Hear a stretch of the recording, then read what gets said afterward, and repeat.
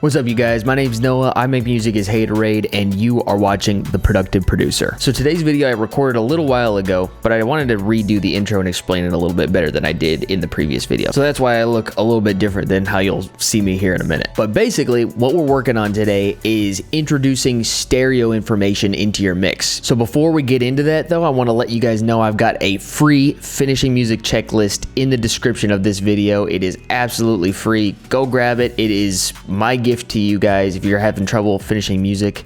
Super easy way to get the ball rolling on a lot of those unfinished projects you're sitting on right now. All right, let's get into the DAW and talk about some mid-side processing. So the track we're working on today is this drum and bass loop that I made, and I want to talk about first, before we get into this, I want to talk about the difference between stereo and mono. If there's a difference in the left signal going into your left ear that's different from the right signal, that means it's a stereo signal. So that difference can be drastic or really small. It doesn't matter. As long as there's a difference, that means it's stereo, which also means that that is going to be side information. And mono means that both of those channels are exactly the same. They are summed together in some cases. You've heard the term mid-side before. We're going to be talking about mid, which is mono, and side, which is stereo. That's a really simplified way of explaining it, but for our purposes, it's going to be helpful for us today. So let me play this loop for you guys. Here's what it sounds like.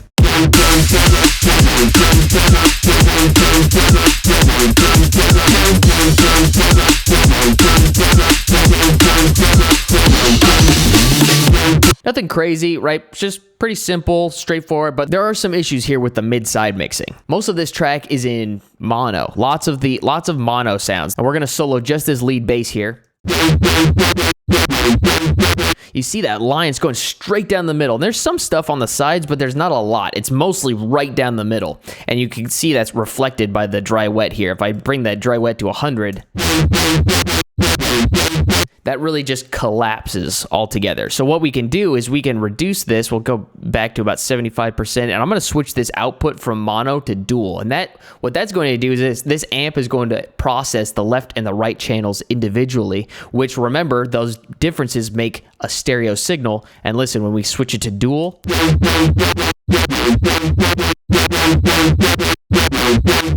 it just opens it up a little bit more. It adds that extra bit of clarity that we didn't have before. The next technique I want to show you guys is the Haas Effect. And the Haas Effect is a really easy way to add width to whatever you're working on. You got to be pretty careful, because if you don't do it properly, you're going to introduce some really bad phasing into your mix. But we're going to be focusing on just this groove loop here. This is the stereo image for the groove.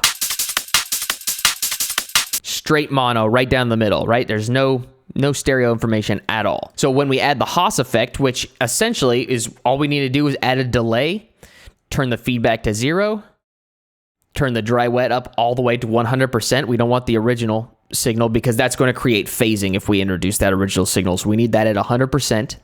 We are going to delink each left and right channel, bring the left down to 1 millisecond, and then float the right wherever we want. And you could also do it vice versa too, if you wanted to keep the right at 1 millisecond and adjust the left. So we could just sort of play with that. You hear that difference? Listen again.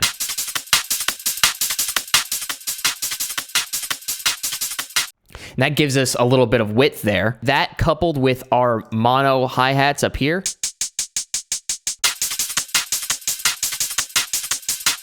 we have the one centered hi-hat and then the groove that's a little bit on the sides. So now let's look at one more technique we can do. We're going to add some ping pong delay and some reverb, which this is really great for adding side information into your mix. You could tell, like right now, still everything's really up in the front, and we have this little guy, which is kind of boring and lame. And I've got my settings set to feedback at 13%, dry wet at 30%. That's usually where I like to have it. And we have it on 3, which is, I believe, a dotted eighth. And then we have a reverb, so it's taking that delay signal and adding reverb to that delayed signal. So that effectively pushes it back in the mix and spreads it out to the sides a little bit. Look at the imager before. Straight down the middle, ping pong delay.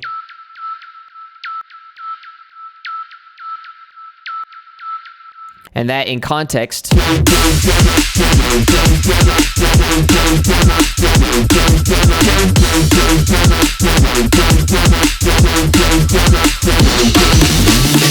oh, it looks like we have one more down here. Let's take this Teddy Killer sample, turn that up a little bit, and switch that to dual. Ooh, yeah, that sounds good.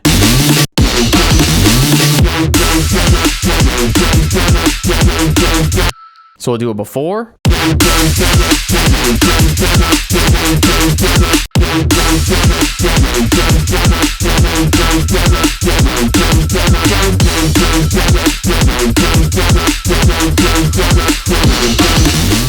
One thing to remember before we take off, guys, we've been adding a lot of side information in here, which has been great for our mix. It's really widened it up a bunch. However, too much side information is a bad thing. We need our tracks to be mono compatible. If we try to add too much side information when we play it on a system that isn't stereo, maybe we're playing it on a cell phone or maybe a little Bluetooth speaker that only has one speaker, all of that side information is going to disappear.